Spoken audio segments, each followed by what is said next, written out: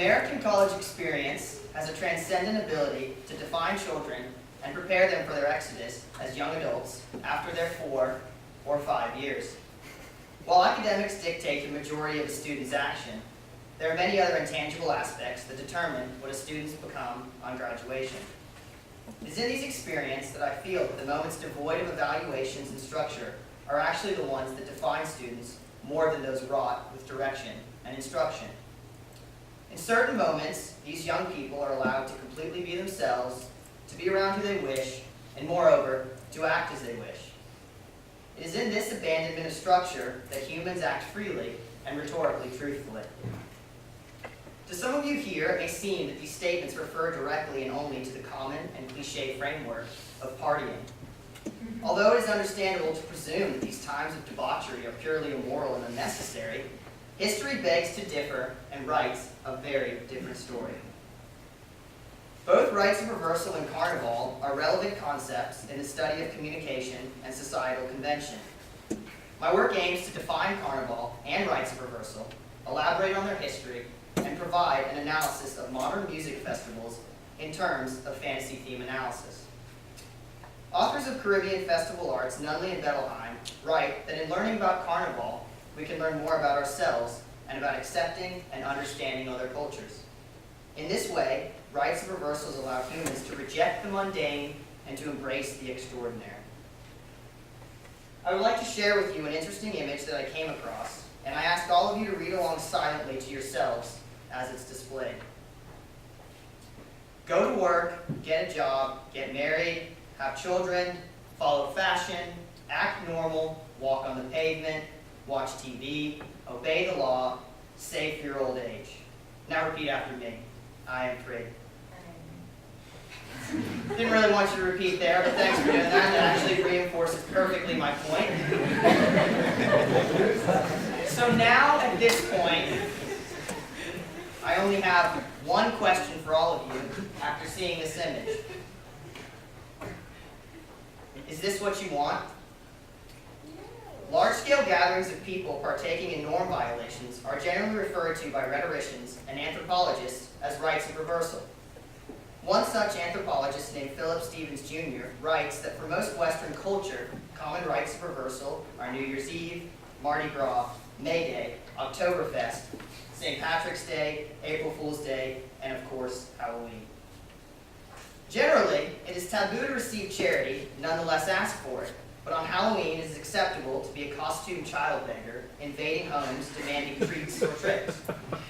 In another instance, it is usually frowned upon to exchange a kiss with a non-coveted partner, to yell loudly when the clock strikes midnight, to drink heavily, or to wear silly hats, but not during the New Year's Eve ritual.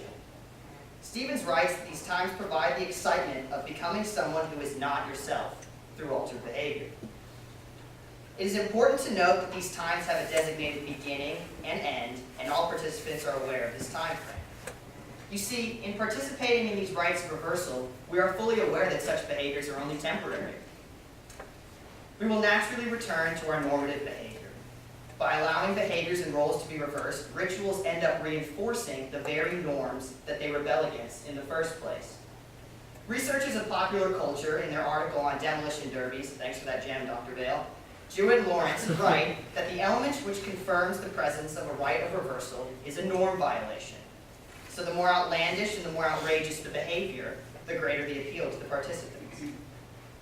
Synonymous with rites of reversal, carnival is an embodiment of behavior reversal. One man who wrote on this concept was Mikhail Bakhtin, who was a Russian philosopher and theorizer of language. He defined carnival as a public gathering that upends and dissolves hierarchy and government. In carnival, positions of power are frozen and hierarchies are turned upside down. Carnival depicts the world in what Bakhtin refers to as the world upside down, where the fools become kings and vice versa.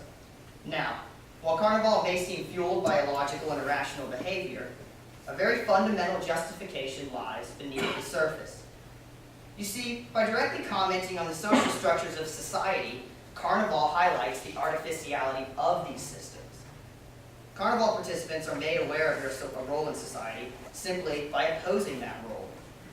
The beauty of this opposition is that the participant's new role can manifest itself in any way that the participant chooses. According to Bakhtin, Carnival paints an image where everything is pregnant with its opposite, which implies an alternative logic of non-exclusive opposites and permanent contradiction that transgresses the monologic true or false thinking typical of Western Enlightenment rationalism. So let me make that a little less pretentious and simplify that for you guys.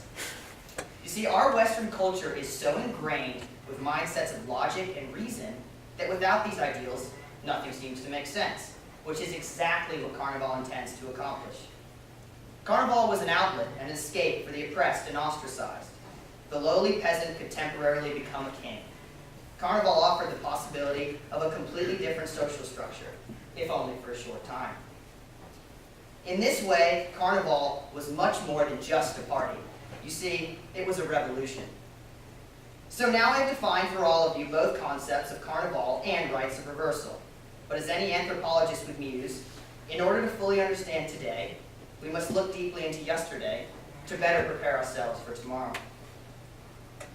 The previously mentioned Nunley and Bettelheim write that the first Carnival tradition came to fruition from the Catholic faith in Rome, Italy, but the actual date is difficult to pinpoint. This particular image is from the mid-1600s. Both then and now, Catholics observe a time known as Lent. During this time, people refrain from eating indulgent food, specifically red meat. So the night before the first day of Lent, an outrageous and extravagant costume festival is held called Carnevale, which literally means farewell to meat. During this time, the indulgence of greed was encouraged, and Carnival was predicated off of this idea of feasting before the fast. Eventually, these Italian carnivals gained popularity, and the carnival practice spread to France, Spain, Portugal, and the Americas. Other than its origin, not much recorded history is available concerning Carnival. One commonly held theory states that Carnival began to die out in Europe with the rise of the bourgeois, or the middle class. As time progressed, these new societal structures provided no consideration for the future of Carnival, and in many cases such behavior was forbidden. However, despite these regulations, the spirit of Carnival lived on, and is very much alive even today. From my extensive primary research, I feel confident in saying that music festivals are the closest link we have to the original ideals of Carnival. Music festivals occur all over the world and host a bevy of artists in an event lasting generally 3 to 4 days. It's usually held in rural areas, and participants are encouraged to camp in temporary communities. On the 27th day of September, Georgia hosted its first music festival called Counterpoint. This festival took place at a 350-acre renovated horse farm and hosted between 15,000 and 20,000 people. The music was incredible, the energy amazing, and the people beautiful. This experience transcends normal reality. Social norms are reversed as this wheelchair magically transforms into a throne. The music controls the energy, and the only established hierarchy is the performer. Participants are all placed on an equal plane, contributing to a mindset of oneness. This sense of a communal experience has been studied by rhetoricians and anthropologists alike, and specifically, one rhetorical theory focuses on this idea of shared and communal imagination. In relation to the modern music festival, aspects of what is known as fantasy theme analysis were made upon my investigation. While the common use of the word fantasy refers to unrealistic concepts, the rhetorical use of the word denotes the imaginative shared interpretation of events that fulfill our psychological need to rationalize our experience. Although several aspects of the fantasy theme analysis are evident within music festivals, in the interest of time, I will only be discussing 2. The first concerns members of the same fantasy group who manifest a communication phenomenon through the means of symbolic cues or triggers. These cues take form of a word, phrase, or image. These cues are representations that allow group members to symbolize an entire fantasy with a convenient and simple illusion. During music festivals, there is one specific item that fits this description. Walking around any festival, it is easy to lose oneself in the mob. Mobile phones are useless considering that one does not want to lose it, and even if you have one, there are too many people in one place, so the networks become jammed and do not function properly. As a result, being able to identify and find a desired group becomes difficult. To combat this problem, festival participants fashion what is known as a totem. These totems are made of metal, plastic, or wooden poles about 10 feet tall and are usually adorned with some sign or image. In my festival experiences, I have seen several unique totems, including a massive plush squid, some gummy worms, a cyborg, a box of special K cereal, a Rastafarian banana, and even giant Tootsie Rolls. The totem is a representation of individuality and expression. The second function of the totem is more practical. The totem serves as a beacon. It stands high above restless crowds and allows members to easily find one another. After realizing this, I knew that a totem was absolutely necessary for counterpoint. Before leaving for Fairburn, I grabbed a bamboo stick from outside my house. Aware of my plan, one of our group members, who's in this room right now, Roxy Russell, grabbed a childish yellow duck umbrella to serve as our symbolic cue. Upon our arrival to the festival, the duck umbrella was fixed to a bamboo pole with some ingenuity and duct tape. As we would travel from our campsite to the main stage, a member of the group would constantly wheel the duck. During the festival, the duck became increasingly meaningful as its influence even made its way into our festival language. We referred to our totem affectionately as Bill, the duck, or the beacon. We even called ourselves the ducklings. In fact, one member, who's in this room right now, insisted upon carrying the totem at all times. He was subsequently referred to as Mother Goose. So you see, in our festival life, the importance and relevance of the duck could not be overstated. The final aspect of the fantasy theme analysis I would like to discuss is the rhetorical vision. This is a vision that manifests itself when a community of people shares fantasy themes. These communal fantasies then fit into an overarching and coherent view of some aspect of the group's social reality. The participants who share the same rhetorical vision form a rhetorical community and participate in a common consciousness. Music festivals form realities built on limitless fantasy themes. Some examples of shared themes include the following: idealized rebellion, rejection of societal norms, need for escape, desire for identification through music, or maybe just an embracement of youth. Of course, nearly other infinite fantasy themes are shared by festival participants, all complete with their own respective symbolic cues and rhetorical communities. In these ways, it is made evident that fantasy theme analysis offers insights into festival life and proposes poignant and underlying explanations of human behavior. As Carter Zimmerman shared with us last night in his speech about lucid dreaming, Thoreau once wrote, "The mass of men lead lives of quiet desperation." And I agree with him.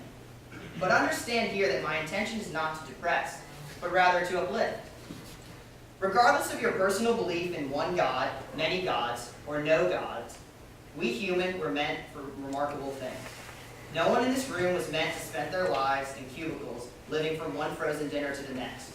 But this is what we have become. The most evident fact of our existence is that our time on this earth is short and finite. We begin to die the moment we are born, so how can we waste even just one moment? Gorgias, an ancient sophist and personal hero of mine, theorized that there is no objective reality, only infinite subjective realities. He mused that humans fabricate their own reality and basically fool themselves into thinking that there is one truth when there is not. Our experience in this world is a subjective one. It is a life that we shape and we govern. We are all autonomous and capable, and I urge you all to be ever aware of the social conventions that created the very person you are at this moment.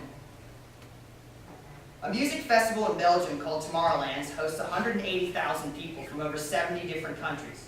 Upon arrival, participants behold a sign that reads, "Today is a gift." Today is a gift, my friends, and we must treat it as such. While regulations and productivity are necessary aspects of human life, they cannot and should not be the only ones available. Both carnival and rites of reversal are necessary and fundamental aspects of human life, and without them, our lifelong struggle to be successful seems to be simply pointless. Thank you.